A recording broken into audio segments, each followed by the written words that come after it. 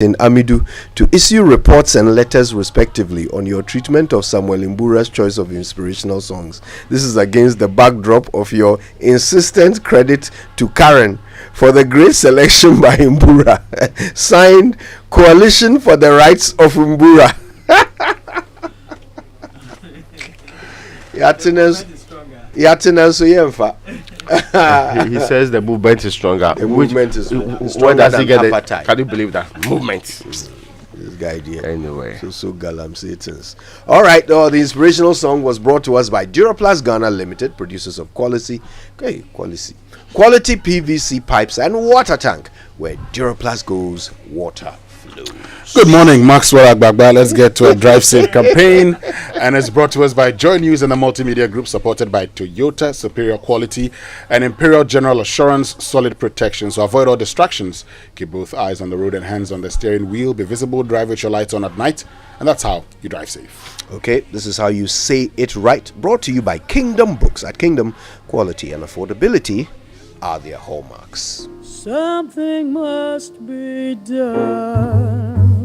You say either, I say either. Yesterday, we learned the correct way to say deposit. Today, I'd like us to correct an even more commonly mispronounced word. I'll spell it first. D-E-S-P-I-T-E. Now, how would you pronounce that? Did you say despite? Yes, that's how so many people say it. I'm sure this is at least in part due to the presence of a popular Ghanaian media mogul whose nickname is pronounced that way. But despite, the correct pronunciation is despite. Now, here's what's really interesting. Do you know what the word despite actually means? You'd be surprised. Despite is actually a synonym for despise. It means to scorn or look down on something or someone. It comes from the Latin word despicere, which also means to look down on. So how did it come to mean regardless of or notwithstanding? Well, despite is actually a shortened version of the phrase in despite of, which just means in defiance of or in contradiction to. So I'm sure you now understand why the most common synonymous phrase for despite is in spite of. It all makes sense now, doesn't it? You see, we got there in the end, despite the winding road, and that's how you say it right.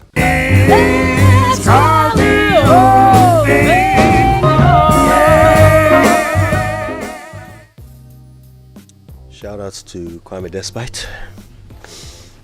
Okay then.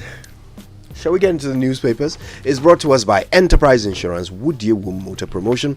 Enterprise, your advantage. Now, the Daily Guide is reporting this morning VIP opens Kolebu Cath Lab. There's also one about no galamsey in Akufo-Addo backyard, says NPP. I wonder why the district has not been the one issuing this notice, rather. So the NPP in the Eastern region, specifically in the Buaka constituency, are saying that, yeah, we have not identified any garden that's been destroyed.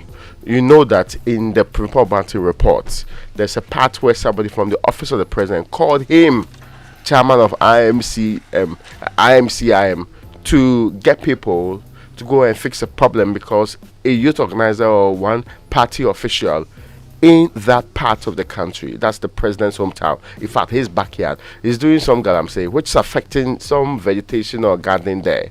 That's what the report says. And he got that corrected and they had to do reclamation to restore that. Doesn't that explain why today, if they're writing such a report, they wouldn't find galamsey at the president's backyard? Yeah. Because Frimpong Boateng says they reclaimed the land. Yeah. I have to say, that is one part of the report where I thought Prof. Frimpong Boateng could have done something else in addition. I mean, what he did was right, but he could have done something else in addition. He could have caused the arrest of the person doing it, and he could certainly have reported to the president that I have just gone to your back garden to stop galamsey. There's no mention of him doing either of those things in the report. If he did, it should have been there. But how is it possible that somebody who works in the, office of the president finds that something is wrong somebody's committing a crime, and you have to call a minister first, because the minister is setting up police. That's the first. I mean, you should call the police first. Let them arrest people who are engaging in illegal mining. But to make it look like the minister would have to be the one intervening and bring you to order. In fact, in this report, it says up to now that nothing has happened to the gentleman anyway. Well, and so that's also But what the IMCIM caused the arrest of many people, engaged in galamsey. They seized the equipment and so forth. So what was the reason why they couldn't do that in this case, in the case of this gentleman digging up the president's garden? perhaps this was treated as a party matter more than a governance issue. That's my point. That's the point I'm making. We always do that, don't we? Now, I killed Majua over 5,000. COP confesses also on the front page here. And Nana calls for unity against maritime insecurity. And 4 Ashaman murder suspect freed. And that's also on page 6. So you need to understand this story briefly. So Kojo, let me just take some minutes and put into proper perspective here. So 4 accused persons standing trial in connection with the murder of Private Sheriff Imoro, the soldier who was gruesomely murdered at Taifa, a suburb of Ashaman in the Greater Accra region, have been discharged by the Ashaman Circuit Court. They were, however, rearrested shortly after the court proceedings yesterday by personnel of the Cold Case Unit set up under the CID of the Ghana Police Service to assist in investigations. The 4 were charged with dishonestly receiving stolen goods at the last sitting. You recall that 2 are still charged with the murder, but these 4, apparently there was a loop which the stolen phone went through and ended up with 1. So that's what they traced them and got them. So that's what's the latest happening on that issue anyway. And those are the stories in the Daily Guide. Now, the Ghanaian Times for this morning says effects of illegal mining on forest, native tree species in danger face extinction due to destruction of natural regeneration. And the story is on page 9 of the Ghanaian Times. I need to get to page 9 of the Ghanaian Times. Now, the Council for Scientific and Industrial Research, they've appealed to government to do everything possible to fight illegal mining, as it is posing a great danger to the natural regeneration of native tree species in the country. So according to the council, odum, mahogany and other valuable native species that give the country timber are getting extinct significantly, partly due to illegal gold mining, popularly known as galamsey, in the country. And they argue that even though forests restore themselves, the council has observed that the activities of illegal gold miners are destroying the natural regeneration of the native trees, making the restoration of the degraded ecosystem with such species a difficulty. So that's the situation there. And we've been talking about it. We had said that no mining in forest reserves, right? We had all said that, we had all agreed no mining in forest reserves. Unfortunately, that is still going on. And you see, you ask yourself the very simple question. I've been trying to understand. I've been trying to put myself, imagine being a politician, and what will cause you not to care about the problems that your people go through. Because every day people are complaining. Look, we're all talking about illegal mining. We're talking about galamsey, and we've been talking about this for a very long time. Why is it so difficult for our leaders just to appreciate the fact that the Ghanaian people, or Ghanaians, do not want this to continue? And I'm beginning to understand one thing. The average politician says, so the thinking is that, don't worry. They'll stop talking very soon. All we need to do is to get another issue, and that's the end of it. And so for them, all they need is to do everything to get into office. And the moment they get into office, they do the things that they believe are right. Not what we, the electorate, believe is right, but what they believe is right. And in fact, they even go ahead to engage in projects that they believe we need, not projects that we need. They think that, okay, this is what you need. And that's why you'd have a situation, for instance, where the president can say, Kianiki will build a cathedral, because that's what he thinks is necessary. That's not what you need, but he thinks that is what is necessary. So at the end of the day, it is no longer about the people, but it's about those in office. Yeah, very right, but maybe the problem is even worse than what you described. Maybe it's not because they are doing what they think is right. but maybe it's because they are doing what benefits them, even if they know it's wrong. So maybe they are just pursuing their personal interest. That for me is the concern. Because if it is for personal interest, then there is no motivation for them to come and solve your problem. Yeah. Because your problem is making them money. So wondering why they are not concerned about your feelings is like wondering why the rapist doesn't care that his victim is going to be traumatized by what he's doing. He's doing it for his benefit.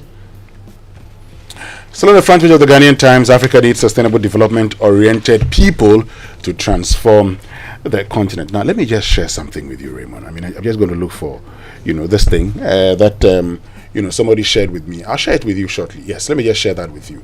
And you'll be shocked, okay, how low we have sunk as a people. Now, watch this. This is something that David Ofosu shared. It says, between 1980 and 2022, China eliminated abject poverty and moved 770 millions out of poverty without borrowing. But Africa borrowed billions for poverty reduction, yet 431 million Africans are living in extreme poverty, and the number of poor people recently increased. In the same period, China created 7 million new millionaires without external borrowing, while Africa borrowed heavily from East and West, but mainly turned politicians into millionaires, who then turn around to tax the poor people the borrowing made poorer. And it's just because I see this headline that Africa needs sustainable development-oriented people. I've heard in the past Asa and Kuma say that countries don't develop with natural resources. Countries develop with brains. I don't know what our problems are, but it looks like for our leaders, it's just talking about the same thing and focusing on their interest and never care about the people who voted for them. After all, the more poor you become, the more when they give you 5 cities or 10 cities, it's a lot of money for you. So you vote for them to get back into office and continue robbing you. The technical term for that is rent seeking. Yeah. Yes. Anyway, but this is the Republic of Ghana. But we went to school with them, right? So yeah, we beat them sometimes. Yes, we can lack the skills. But we beat them sometimes. Yes, we can't lack the skills. We just are not having the right values to run the country the way we ought to run it. And this has nothing to do with religion or wearing white, for the avoidance of doubt. Anyway. Finally, on the front page, let's address growing insecurity in Gulf of Guinea maritime space. President to GGC leaders and Bogatanga to host May Day parade. We're told that for the first time in many years, the Upper East Regional Capital Bogatanga will host the national parade for this year's International Workers' Day May Day celebration on Monday, and that will be a holiday. Now, the Finder is reporting this morning, married police inspector killed girlfriend over 5,000 cedi, and Inspector Ahmed Chumasis on the front page here. 82 Ghanaians evacuated from troubled Sudan is also here, and the president calling for United Front to curtail growing maritime insecurity.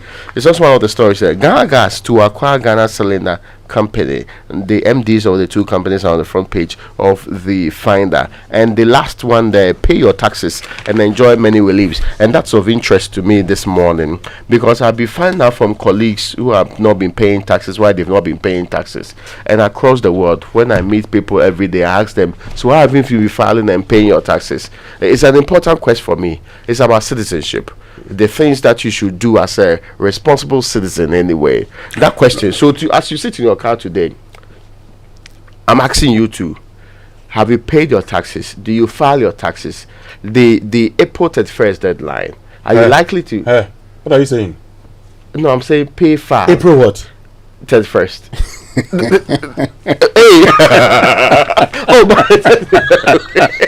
April, how many? Oh, how many days? I am acting like a minister who says September something. September 31st.